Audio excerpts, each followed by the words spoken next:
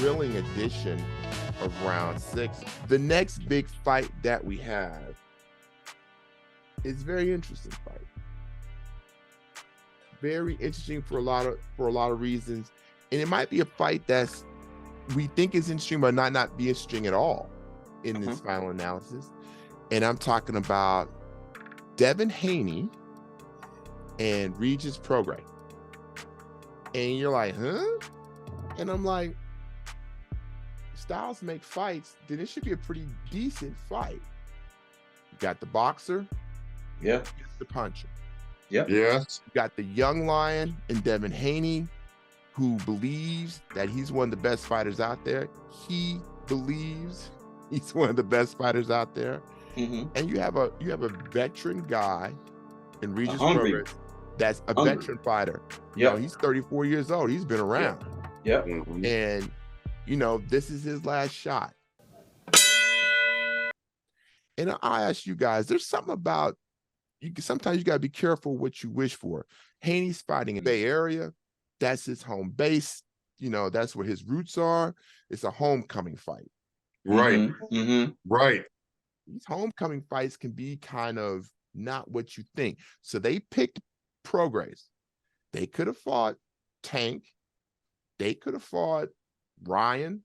Yeah. They could have fought. I mean, we can go on and on and on. So I'm going to ask you, Juan, give me a little breakdown of Haney and Prograis, and what are you looking for? I see the young lion facing if you ever watch those nature programs when you have this hungry lion that was always in charge, you know, and then the young lion comes and challenge him to win the pride over.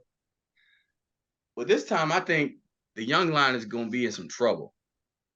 I think Haney is going to be in some trouble because I saw the interviews and he doesn't have the heart of a fighter that knows he's going to win. That old fighter that put a little jitter and rattle him up a little bit, but the young lion is still talking to not let everybody see that he's afraid. But I think deep inside he's really going to be cautious going into this fight, which he should. You know, you're going against a veteran guy with power. Hey, Juan. Prograis can fight too. He can fight. Yeah, definitely Juan. But here's the thing. Here's the difference between being cautious and being afraid. I don't think that Devin Haney is afraid. I think that you know, he's going to have, if I'm not mistaken, a 4 to 5 inch reach advantage. Okay. I think that he's also going to have a speed, hand speed and foot speed advantage that he will use. Devin Haney is a very sharp puncher, and even though he doesn't carry it, he didn't carry any real power at 135, but he's accurate and he's also a great counter puncher. You laid it out perfectly. He's got the size advantage. He's got hand speed advantage. He's got all these advantages, you know, that should tilt the fight in his direction. But there's one thing, Juan, that you said. Regis Prograis has 29 wins, and of those 29 wins, he's got 24 knockouts. If he watched the Lomachenko tape, and he will get the key.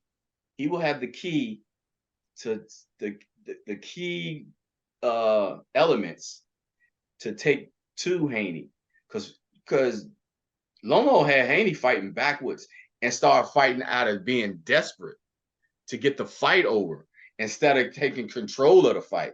Lomo was in control of the fight, but he was behind a little too early in the fight, and he came on strong later on, but it was a little too late for him. Here's something I think that might happen. I think that Devin Haney wants to show you he's the man. And what happens when fighters do that? They get out of character. Right. So maybe he'll start boxing and maybe he'll want to sit down. Maybe he'll want to sit down on his punches. Maybe he'll want to prove that, you know, prove his mettle and that he's in the top of that merry-go-round that I was talking about. But if he gets brave with Prograis, that might not be a great move for Devin Haney. So let me ask you guys for your predictions. I'll start with you, Left Jab. What's going to happen between Haney and Prograis?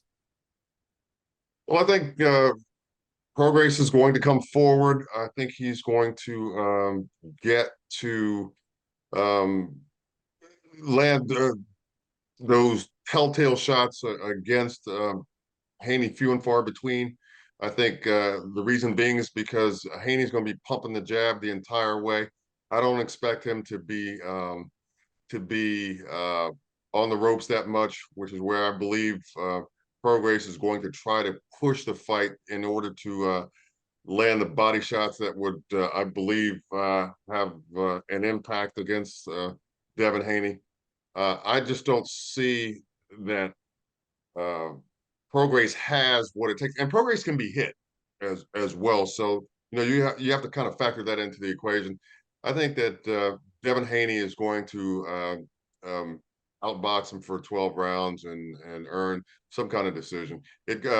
Prograis could make it close, and like I said, he's got to be, he's got definitely a puncher's chance. But I just don't see him being able to deal with not only the reach disadvantage that he's going to have against Haney, and also the hand speed advantage and foot speed advantage. Okay, I think that those three things, speed kills, as far as I'm concerned. And I think Prograis, once he gets inside, he's going to lock himself in and rough him up a little bit. Use veteran tactics.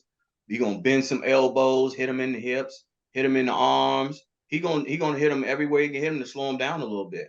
Because like you said, Haney has the speed, but I think Prograis has that power, man. I think no he's question going to about try it. to go inside and land some of those shots that he's been getting those knockouts with. And I think Haney can be slowed down, and I saw it. He can be slowed down.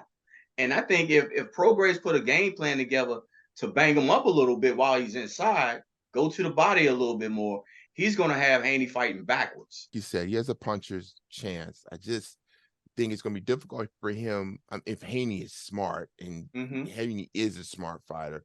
He For is, all and the he's very good tactically. he is very good tactically. I'm just something about Haney. It's just me. It's just something about him. I just kind of want to see what he's made out of and stuff. And hopefully we'll see it in this fight. Hopefully we'll see it. Not he doesn't want to see that. I think he wants to coast.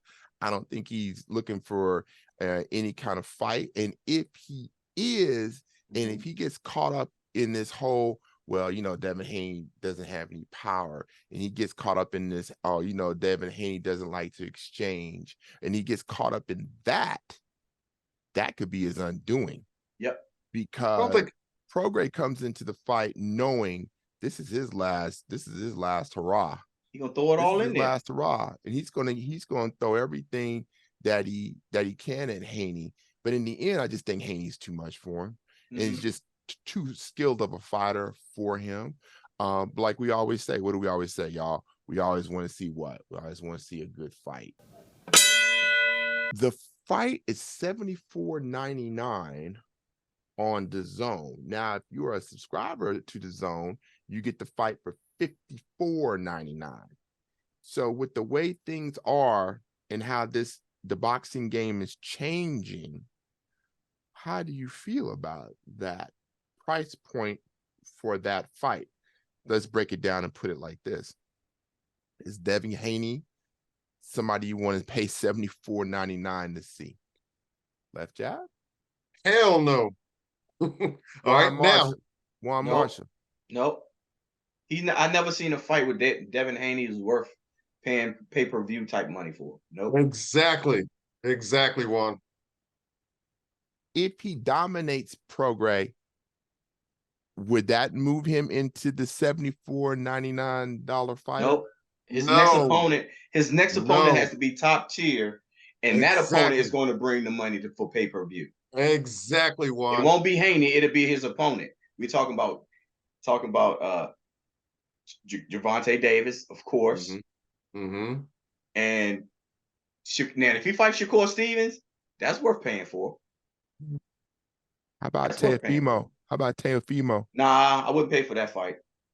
Nope. Not $74. Nope. Or $75. Nope. No. Would you pay the $59?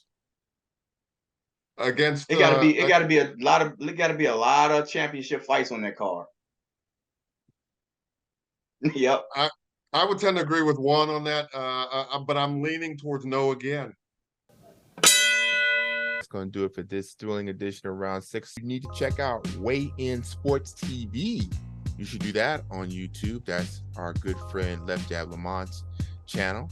Then you can always check out Pro Am Fight Talk with Juan Marshall and Boxing Along the Beltway, the Bible of Boxing in the DMV, by our own Gary Digital Williams. And that's going to do it for Round 6. And we will see you next time.